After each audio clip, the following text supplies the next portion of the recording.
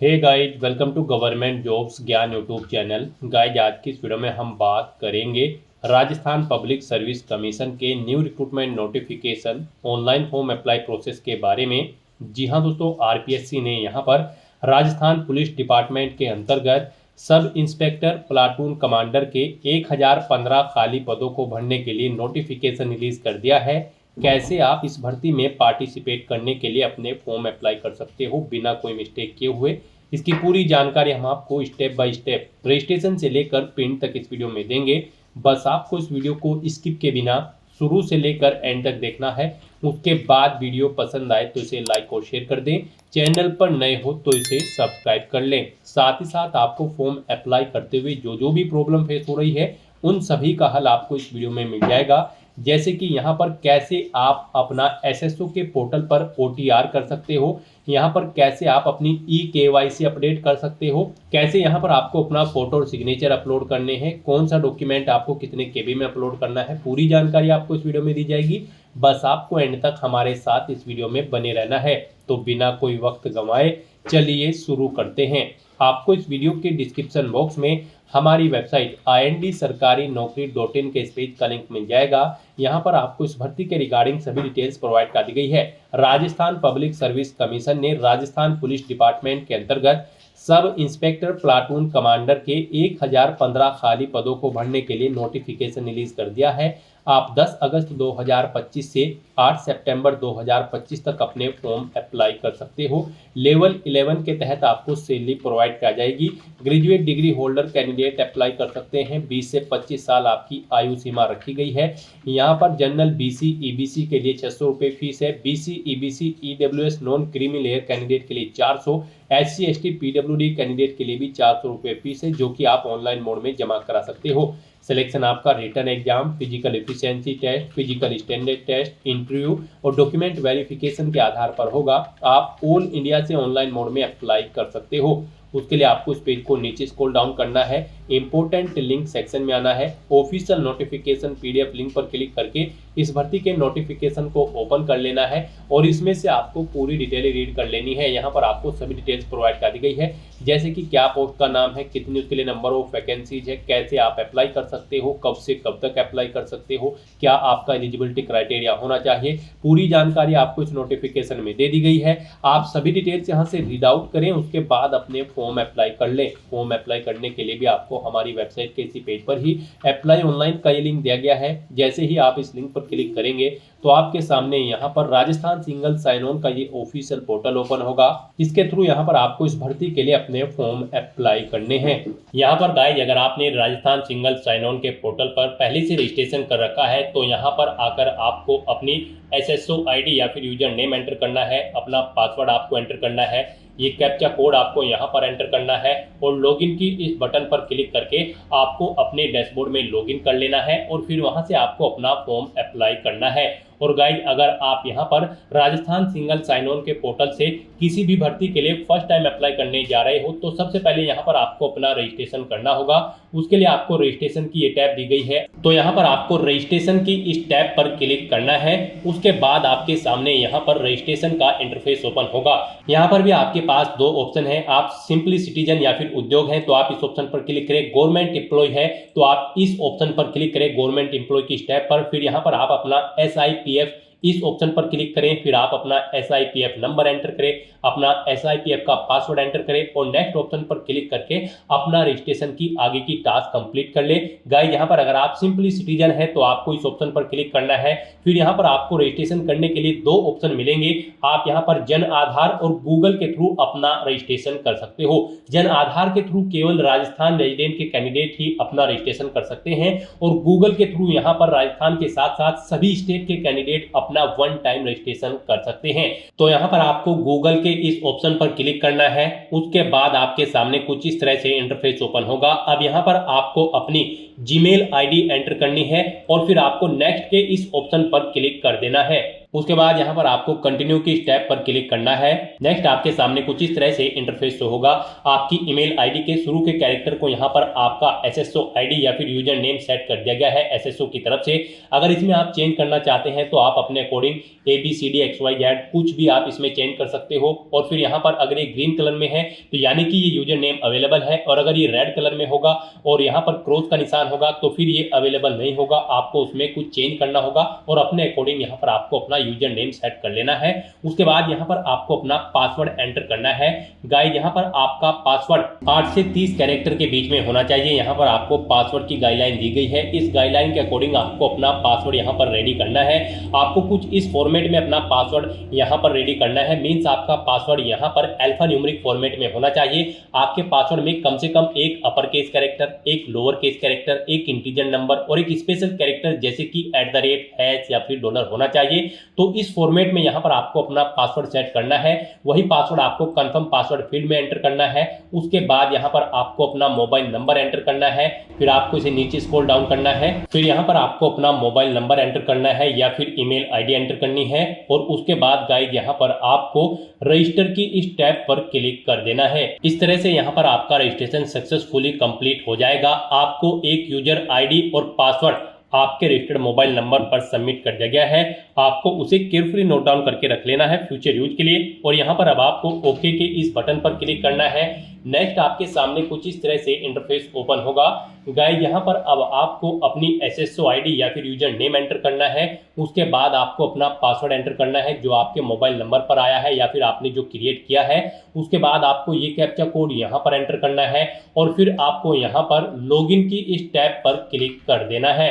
और गाइस यहाँ पर अगर आप अपनी एसएसओ आईडी भूल गए हैं या फिर पासवर्ड भूल गए हैं तो यहाँ पर आप I forget my digital identity SSO ID के सामने क्लिक हियर के इस लिंक पर क्लिक करें और फिर यहाँ पर आप अपनी बेसिक डिटेल्स प्रोवाइड कराते हुए अपनी एसएसओ आईडी गेट कर लें। पासवर्ड भूल चुके हैं तो उसके लिए भी आप क्लिक हियर के इस लिंक पर क्लिक करके अपना पासवर्ड गेट कर सकते हैं।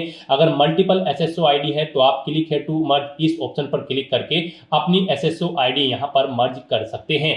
तो बस यहाँ पर अब आपको अपनी यूजर आईडी और पासवर्ड एंटर करके और ये कैप्चा कोड एंटर करके अपने डैशबोर्ड में लॉगिन करना है। नेक्स्ट आपके सामने कुछ इस तरह से इंटरफेस ओपन होगा। गाइस यहाँ पर अब आपको अपनी प्रोफाइल अपडेट करनी है। सबसे पहले यहाँ पर अगर आप अपना फोटो ऐड करना चाहते हैं तो आप इस फोटो पर क्लिक करें। फिर यहाँ पर आप इस फोटो पर क्लिक करें।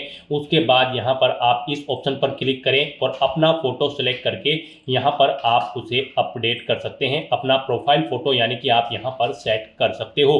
उसके बाद यहाँ पर आप अपना फर्स्ट नेम चेंज करना चाहते हैं तो इसे आप चेंज कर सकते हैं। लास्ट नेम चेंज करना चाहते हैं तो इसे आप चेंज कर सकते हैं। उसके बाद यहाँ पर आपका जो डिस्प्ले नेम, आपकी प्रोफाइल का जो डिस्प्ले नेम होगा वो यहाँ पर आप एंटर कर दें। इसे आप अपने अकॉर्डिंग यहाँ पर सेट कर सकते हैं। फिर यहाँ पर आपको अपनी डेट ऑफ बर्थ इस कैलेंडर में से सिलेक्ट कर लेनी है। उसके बाद यहाँ पर आपको अपना जेंडर सिलेक्ट करना है, आप मेल हो, फीमेल हो या फिर ट्रांसजेंडर या फिर अदर। उसके बाद यहाँ पर आपको अपना मोबाइल नंबर एंटर करना है। यहाँ पर आप इस ऑप्शन पर क्लिक करें, अपना मोबाइल नंबर एंटर करें और फिर आप सेंड ओटीपी ऑप्शन पर क्लिक करें। उसके बाद आपके रजिस्टर्ड मोबाइल नंबर पर एक ओटीपी जाएगा। वो ओटीपी आपको यहाँ पर वेरीफाई करना है। तो यहाँ पर आपको अपना ओटीपी एंटर करना है जो आपके मोबाइल नंबर पर आया है और उसके बाद आपको यहाँ पर वैलिडेट ओटीपी के इस ऑप्शन पर क्लिक करके अपना मोबाइल नंबर यहाँ पर वेरीफाई कर लेना है। फिर यहाँ पर अगर आपके पास कोई लैंडलाइन नंबर है तो वो आप एंटर कर सकते हैं, नहीं है तो आप इस कॉलम को खाली छोड़ दें। फिर यहाँ पर आपको अपना एड्रेस एंटर करना है। उसके बाद आपको अपना पोस्टल कोड देना है, अपनी सिटी या फिर डिस्ट्रिक्ट यहाँ पर आप एंटर करें। और गाइस यहाँ पर उसके बाद आप अपना स्टेट सिलेक्ट कर लें, जिस स्टेट से आप बिलोंग करते हैं।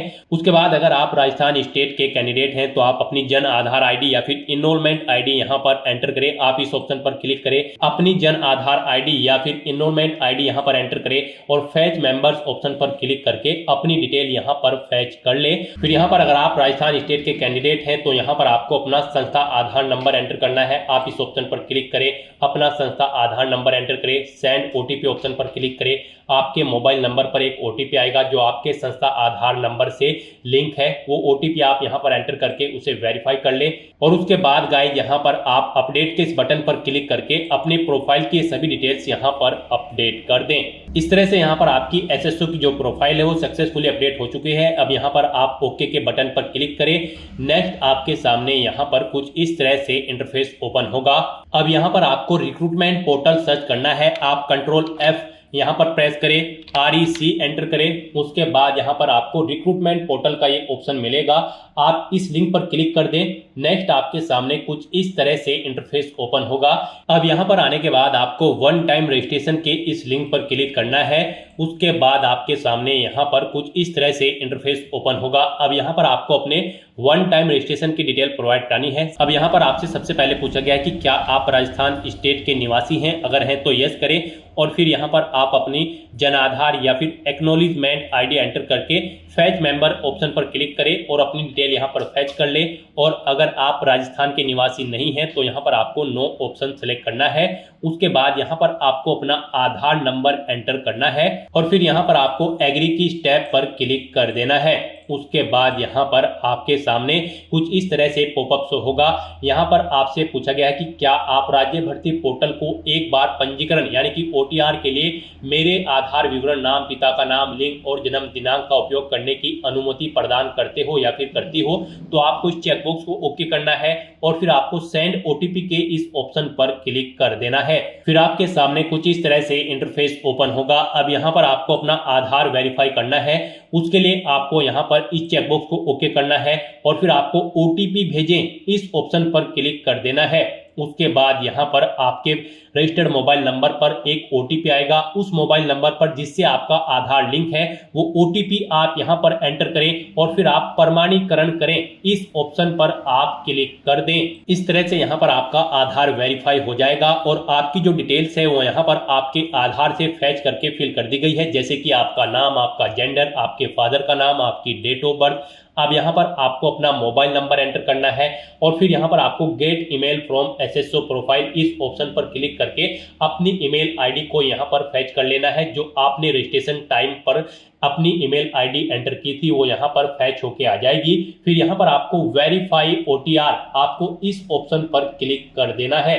फिर यहां पर आपको आपकी डिटेल शो कर दी जाएगी। आपकी डिटेल अगर ओके है तो यहां पर अब आप फाइनल सबमिट के इस ऑप्शन पर क्लिक कर दें। उसके बाद आपके रजिस्टर्ड मोबाइल नंबर पर एक OTP आएगा। वो OTP आपको यहां पर एंटर करना है और उसके बाद आपको यहां पर वेरीफाई OTP के इस ऑप्शन पर क्लिक कर देना है। इस तरह से यहां पर आपके वन टाइम रजिस्ट्रेशन की डिटेल सक्सेसफुली सेव हो जाएगी। आपको एक रजिस्ट्रेशन नंबर यहां पर प्रोवाइड कर दिया गया है, वन टाइम रजिस्ट्रेशन नंबर। आपको इसे केयरफुली नोट डाउन करके रख लेना है फ्यूचर यूज के लिए। और यहां पर अब आपको ओके के इस बटन पर क्लिक करना है। फिर आपको आपके OTR के इसी इंटरफेस पर आपको रिडायरेक्ट कर दिया जाएगा। यहां पर आपकी OTR की सभी डिटेल्स वेरीफाई हो चुकी है। आपको एक रजिस्ट्रेशन नंबर जो वहां पर दिया गया था वो रजिस्ट्रेशन नंबर यहां पर भी शो कर दिया गया है। आपको इसे केयरफुली नोट डाउन करके रख लेना है फ्यूचर यूज के लिए। अब गाइस यहां पर आपको अपना फीस पेमेंट करना है। नेक्स्ट स्टेप आपका फीस पेमेंट का होगा। उसके लिए आपको यहां पर पे फीस की स्टेप पर क्लिक करना है। उसके बाद आपके सामने यहां पर कुछ इस तरह से पॉपअप शो होगा। अब यहां पर आपसे पूछा गया कि क्या आप राजस्थान स्टेट के कैंडिडेट हैं, अगर हैं तो यस करें और फिर यहां पर आप अपनी कैटेगरी सिलेक्ट करें। आप रिजर्व कैटेगरी के अंतर्गत आते हो या फिर अनरिजर्व के, आप अपने अकॉर्डिंग ऑप्शन सिलेक्ट करें। और अगर आप राजस्थान स्टेट के कैंडिडेट नहीं हैं तो यहां पर आप नो ऑप्शन सिलेक्ट करें। फिर यहां पर केवल अनरिजर्व कैटेगरी कैंडिडेट ही अप्लाई कर सकते हैं अगर आप राजस्थान स्टेट से बाहर के कैंडिडेट हैं। उसके बाद यहां पर आपसे पूछा गया कि क्या आप स्पेशली एबल्ड कैंडिडेट हैं, अगर हैं तो आप यहां पर यस ऑप्शन सिलेक्ट करें। उसके बाद यहां पर आपको 400 रुपये फीस के रूप में जमा कराने होंगे। और अगर आप स्पेशली एबल्ड कैंडिडेट नहीं है तो यहां पर आपको नो ऑप्शन सिलेक्ट करना है। फिर यहां पर आपको 600 रुपये एप्लीकेशन फीस के रूप में जमा कराने होंगे। तो इस तरह से आपको आपकी कैटेगरी के अकॉर्डिंग यहां पर फीस का अमाउंट शो कर दिया जाएगा। गाइस हम यहां पर आपको एक बार फिर से बता दें, अगर आप यहां पर वन टाइम रजिस्ट्रेशन करने जा रहे हो, अगर आप अनरिजर्व कैटेगरी से बिलोंग करते हो तो फिर आपको 600 रुपये फीस जमा करानी है। रिजर्व कैटेगरी के अंतर्गत आते हो तो फिर आपको 400 रुपये फीस के रूप में जमा कराने होंगे। ये अमाउंट आपको सिर्फ एक बार जमा कराना है। उसके बाद SSO के पोर्टल से जितनी भी भर्तियां निकलेगी, जितनी भी भर्तियों की के लिए आप अप्लाई करोगे फिर आपको कोई शुल्क जमा नहीं कराना है। ये वन टाइम फीस है, आप एक बार फीस जमा करा के फिर यहाँ पर एसएससी की इस वेबसाइट के थ्रू मल्टीपल जॉब्स के लिए आप अप्लाई कर सकते हो। तो यहाँ पर अब आपको आपकी कैटेगरी के अकॉर्डिंग अमाउंट शो कर दिया जाएगा। उसके बाद यहाँ पर आपको पे फीस के इस ऑप्शन पर क्लिक करना है, फिर आपको ओके करना है। उसके बाद यहाँ पर आपको फीस पेमेंट के इंटरफेस पर डायरेक्ट कर दिया जाएगा। यहाँ पर आपके पास 3 चॉइस है, आप 3 तरह से अपना फीस पेमेंट कर सकते हो, नेट बैंकिंग के थ्रू, एग्रीगेटर के थ्रू या फिर QR कोड पेमेंट के थ्रू। यहाँ पर सबसे बेस्ट ऑप्शन आपके लिए QR कोड पेमेंट रहेगा। आप यहाँ पर इस ऑप्शन को सिलेक्ट करें, फिर यहाँ पर आप फोन पे ऑप्शन सिलेक्ट करें और पे नाउ के इस ऑप्शन पर क्लिक कर दें। उसके बाद गाइस यहाँ पर आपको फीस पेमेंट के इंटरफेस पर डायरेक्ट किया जाएगा। नेक्स्ट आपके सामने कुछ इस तरह से इंटरफेस ओपन होगा। यहाँ पर आप 2 तरह से फीस पेमेंट कर सकते हो, QR कोड के थ्रू या फिर आप अपने मोबाइल नंबर के थ्रू यहाँ पर फीस पेमेंट कर सकते हो। आपके लिए यहाँ पर बेस्ट ऑप्शन QR कोड रहेगा। तो यहाँ पर आप शो कोड ऑप्शन पर क्लिक करें, आपके सामने ये QR कोड शो होगा। आप अपने किसी भी UPI से इसे स्कैन करें और अपना फीस पेमेंट कर दें। सक्सेसफुली फीस पेमेंट करने के बाद आपको आपके OTR के डैशबोर्ड पर डायरेक्ट कर दिया जाएगा। यहाँ पर आपका फीस पेमेंट सक्सेसफुली कंप्लीट हो चुका है। अब आप व्यू रिसिप्ट के ऑप्शन पर क्लिक करके अपनी एप्लीकेशन फीस की एक रिसिप्ट का यहाँ पर प्रिंट आउट ले सकते हैं फ्यूचर यूज के लिए। और यहाँ पर अपनी ये फीस पेमेंट करने के बाद अब आपको नेक्स्ट ऑप्शन कंप्लीट करना है, वो आता है यहाँ पर आपका OTR eKYC। आपको इस ऑप्शन पर क्लिक करना है। अब यहाँ पर गाइस आपको अपना लाइव फोटो कैप्चर करना है और अपना हैंड रिटन डिक्लेरेशन डॉक्यूमेंट आपको अपलोड करना है।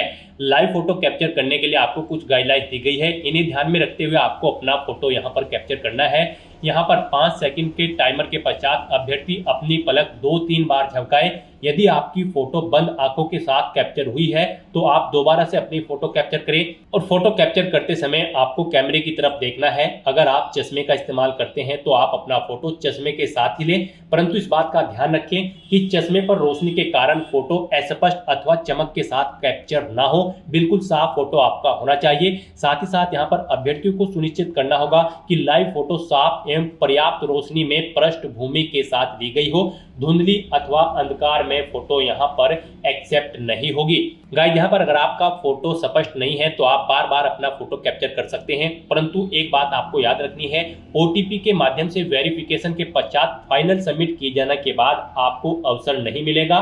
उससे पहले ही आपको अपना फोटो यहाँ पर कैप्चर कर लेना है, फिर आप चेंज नहीं कर पाओगे। तो यहाँ पर इन दिशा निर्देश को रीड करने के बाद आपको इस चेकबॉक्स को ओके करना है। उसके बाद आपको टेक फोटो इस ऑप्शन पर क्लिक करना है। तो यहाँ पर अपना फोटो कैप्चर करने के बाद फिर आपको अपना hand written declaration document upload करना है।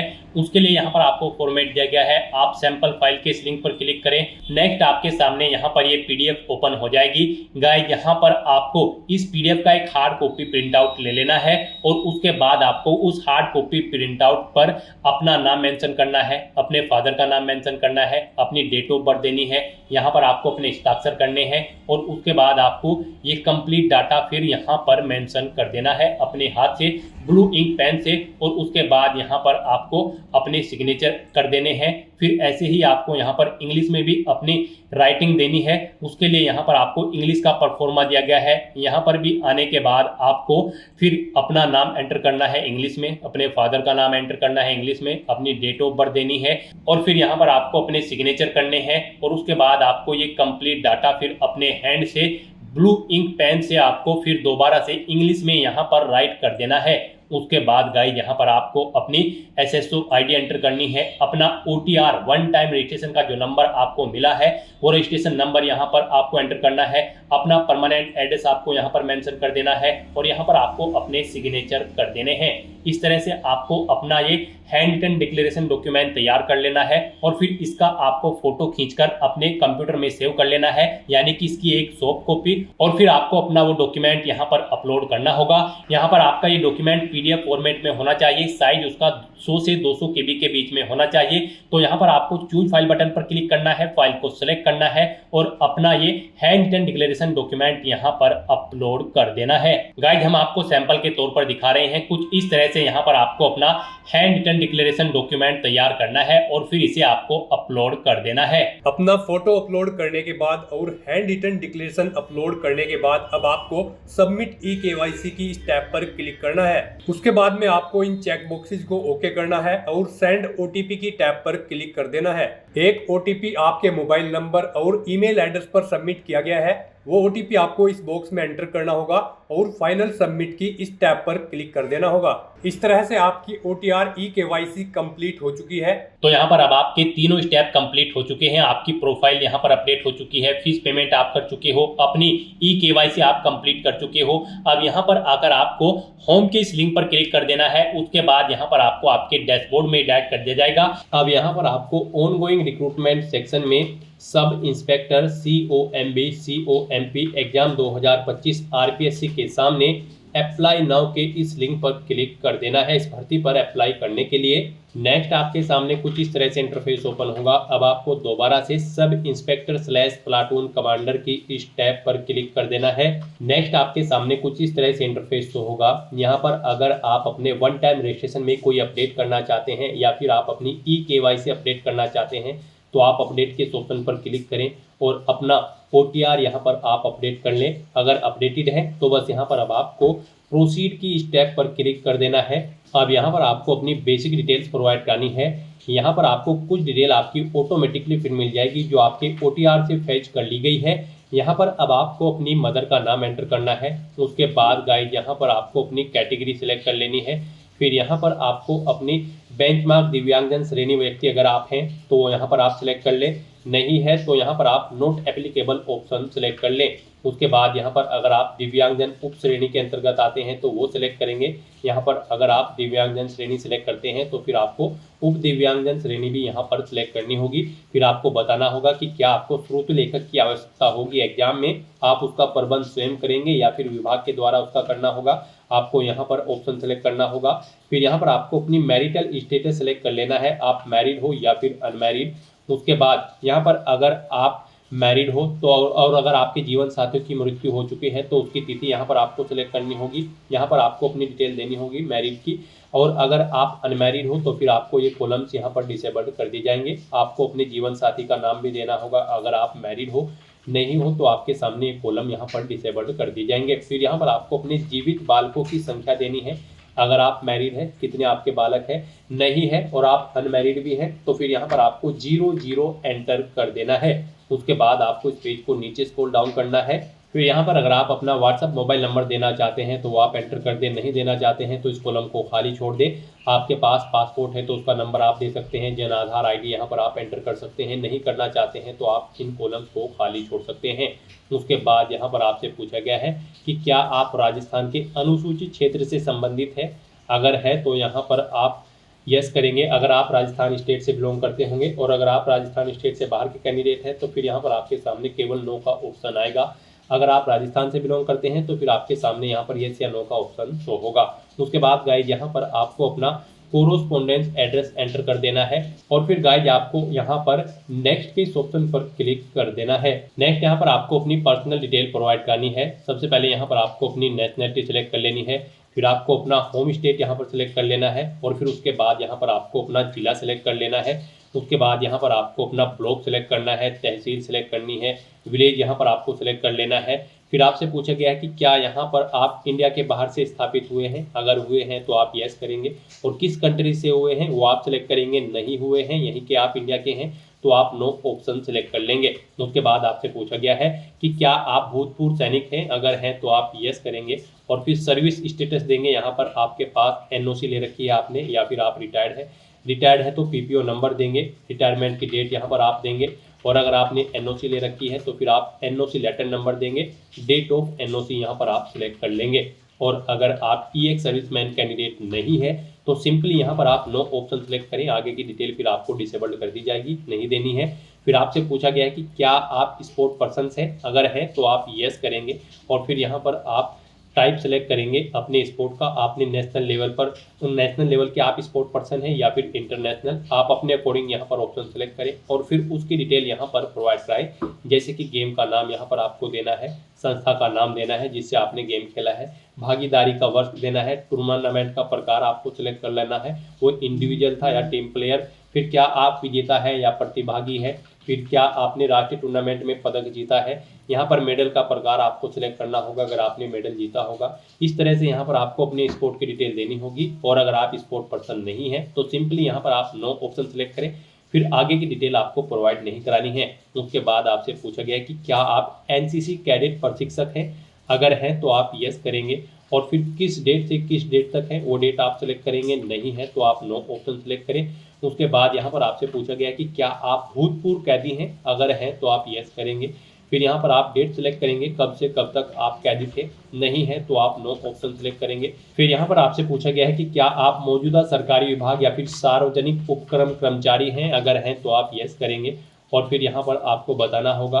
किस में आप सर्विस करते हैं, सेंट्रल में या फिर अदर स्टेट में या फिर राजस्थान स्टेट या फिर राजस्थान स्टेट पंचायत समिति। यहाँ से आप अपने अकॉर्डिंग ऑप्शन सेलेक्ट करें, और नहीं है तो आप नो ऑप्शन सेलेक्ट करेंगे। फिर यहाँ पर अगर आप राजस्थान के गवर्नमेंट एम्प्लॉय हैं तो आपको अपनी सब कैटेगरी यहाँ पर सेलेक्ट करनी होगी, ऑर्गेनाइजेशन का नाम देना होगा जिसमें आप कार्यरत थे, नहीं है तो फिर यहाँ पर आप इन ऑप्शंस को ऐसे ही छोड़ दें। फिर यहाँ पर आपको अपनी पोस्ट डेजिग्नेशन भी देनी होगी अगर आप यहाँ पर एम्प्लॉय हैं, अपॉइंटमेंट डेट भी देनी होगी, नहीं है तो आप इन कॉलम्स को ऐसे ही खाली छोड़ दें। फिर यहाँ पर आपको अपनी एडिशनल कैटेगरी सेलेक्ट करनी है, अगर आप यहाँ पर रिलीज इमरजेंसी कमीशन से हैं तो इस ऑप्शन को सिलेक्ट करें, रिजर्व आर्मी पर्सनल कैंडिडेट हैं तो आप इस ऑप्शन को क्लिक करें, नहीं है तो इन ऑप्शंस को ऐसे ही खाली छोड़ दें। और फिर गाइस यहाँ पर अपनी सभी डिटेल्स फिल करने के बाद आपको नेक्स्ट के इस ऑप्शन पर क्लिक कर देना है। नेक्स्ट यहाँ पर आपको अपनी एजुकेशनल क्वालिफिकेशन की डिटेल प्रोवाइड करनी है।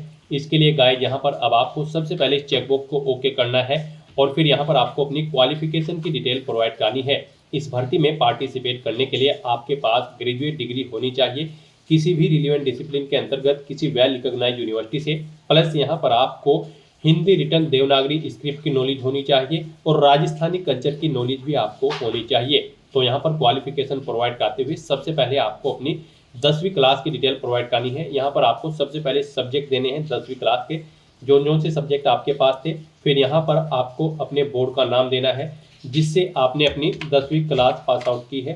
फिर यहाँ पर आपको अपनी 10वीं क्लास का रोल नंबर एंटर करना है, परीक्षा का परिणाम बताना है, वो सीजीपीए में था, ग्रेड में था या फिर परसेंटेज में। उसके बाद यहाँ पर आपको पासिंग ईयर सेलेक्ट कर लेना है।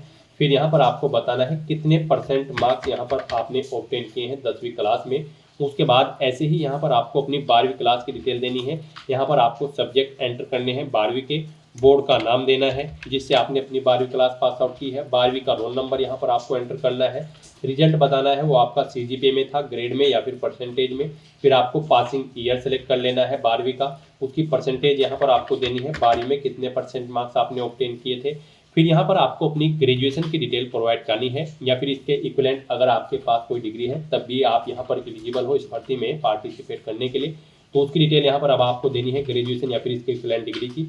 यहाँ पर भी आपको सब्जेक्ट देने हैं, ग्रेजुएशन में आपके पास कौन कौन से सब्जेक्ट थे, फिर किस यूनिवर्सिटी से आपने अपनी ग्रेजुएशन पास आउट की है या फिर विद्यालय से, वो यहाँ पर आपको एंटर करना है। अपना ग्रेजुएशन का रोल नंबर यहाँ पर आपको एंटर करना है, रिजल्ट आपका यहाँ पर सीजीपीए में था, ग्रेड में था या फिर परसेंटेज में या फिर अवेटेड है, आप फाइनल ईयर में एक्टेड हैं तब भी आप अप्लाई कर सकते हो। आप अपने अकॉर्डिंग ऑप्शन सेलेक्ट करें और फिर यहाँ पर आप पासिंग ईयर दें, कब आपने अपनी ग्रेजुएशन यहाँ पर पास आउट की है, फिर कितने परसेंट मार्क्स आपने ऑब्टेन किए हैं ग्रेजुएशन में, वो यहाँ पर आप एंटर करें। इस तरह से यहाँ पर आपको अपनी क्वालिफिकेशन की डिटेल प्रोवाइड कर देनी है। उसके बाद अगर आपने पोस्ट ग्रेजुएशन या फिर कोई अन्य क्वालिफिकेशन कर रखी है तो उसकी डिटेल भी आप सेम ऐसे ही यहाँ पर प्रोवाइड कर सकते हैं। फिर यहाँ पर गाइज आपसे पूछा गया है कि क्या आपको वर्किंग एक्सपीरियंस है, अगर है तो आप यस करेंगे और अपने एक्सपीरियंस की डिटेल आप यहाँ पर प्रोवाइड कर सकते हैं। यहाँ पर आपको एम्प्लॉयर यानी अपना नाम देना होगा, फिर यहाँ पर आपको अपना रजिस्ट्रेशन नंबर एंटर कर देना है, डेजिग्नेशन देनी है, किस पोस्ट पर आप कार्यरत थे, डिपार्टमेंट का नाम देना है जिसमें आप कार्यरत थे, जॉब का नेचर यहाँ पर आपको देना है, कब से कब तक आपने जॉब की है वो डेट आपको सिलेक्ट कर लेनी है। फिर इनके अकॉर्डिंग आपके यहाँ पर वर्किंग एक्सपीरियंस जितना भी होगा ईयर मंथ डेट में वो कैलकुलेट करके आपको शो कर दिया जाएगा। सैलरी आपको देनी है, किस वेतनमान पर आप कार्यरत थे, ग्रेड पे कितना था वो यहाँ पर आपको एंटर कर देना है और ऐड के इस ऑप्शन पर क्लिक करके अपने एक्सपीरियंस की डिटेल आपको ऐड कर देनी है। एक से ज़्यादा जगह वर्किंग एक्सपीरियंस है तो दोबारा से आपको अपने एक्सपीरियंस की डिटेल सेम ऐसे ही यहाँ पर ऐड कर देनी है। और गाइज अगर आपको यहाँ पर एक्सपीरियंस नहीं है तो यहाँ पर इस भर्ती में पार्टिसिपेट करने के लिए कोई एक्सपीरियंस रिक्वायर्ड नहीं है। आपको फिर यहाँ पर अपने एक्सपीरियंस की डिटेल प्रोवाइड करने की ज़रूरत नहीं होगी।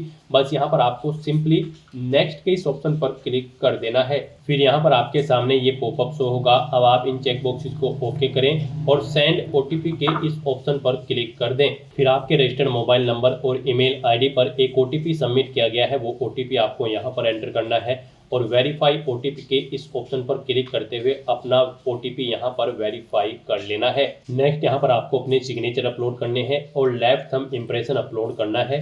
इनके लिए आपको गाइडलाइन दी गई है। यहाँ पर आपके सिग्नेचर और जो लेफ्ट थंब इम्प्रेशन है वो 20 KB से 50 KB के बीच में होने चाहिए। जेपीजी या फिर जेपीईजी फॉर्मेट में आपकी इन फाइल्स का टाइप होना चाहिए। और यहाँ पर आपके अगर ये डॉक्यूमेंट छोटे या बड़े हैं फाइल का साइज, तो आपको क्या करना है, आपको गूगल पर जाना है, इमेज रिसाइजर टाइप करना है, मल्टीपल ऑनलाइन वेबसाइट ओपन होगी, वहाँ पर कोई भी वेबसाइट आप ओपन करें, अपनी फाइल अपलोड करें और दी गई रिक्वायरमेंट के अकॉर्डिंग उसका साइज सेट करके फाइल को डाउनलोड करके उसे यहाँ पर आप अपलोड कर दें। फाइल को अपलोड करने के लिए आपको चूज फाइल के ऑप्शन पर क्लिक करना है, फाइल को सिलेक्ट कर लेना है और 1 बाय 1 करके आपको अपने सिग्नेचर और लेफ्ट थंब इम्प्रेशन यहाँ पर अपलोड कर देने हैं।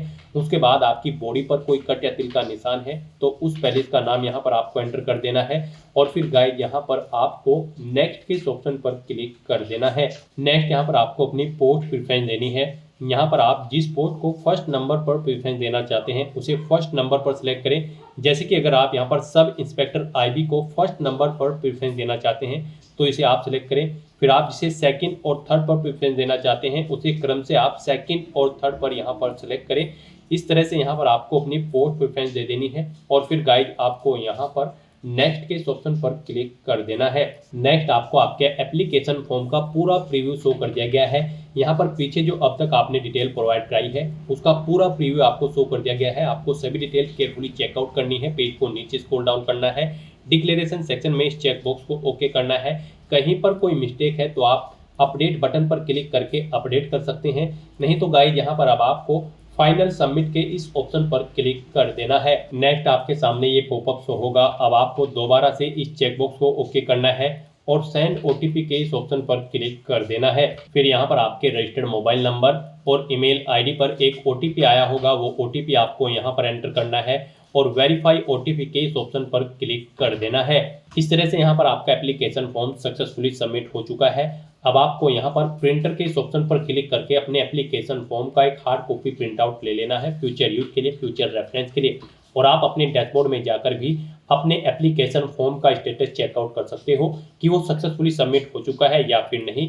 उसके लिए यहाँ पर अब आपको माई रिक्रूटमेंट के इस लिंक पर क्लिक करना है और अपने डैशबोर्ड में जाकर चेकआउट कर लेना है कि आपका एप्लीकेशन फॉर्म सक्सेसफुली सबमिट हो चुका है या फिर नहीं। तो दोस्तों ऐसे आप अपना RPSC Rajasthan sub inspector platoon commander की इस भर्ती के लिए फॉर्म अप्लाई कर सकते हो बिना कोई मिस्टेक किए हुए, स्टेप बाय स्टेप। आज की इस वीडियो में बस इतना ही। आई होप ये वीडियो आपको पसंद आई होगी। अगर पसंद आई हो तो इसे लाइक और शेयर करें, चैनल पर नए हो तो इसे सब्सक्राइब कर लें। Thanks for watching.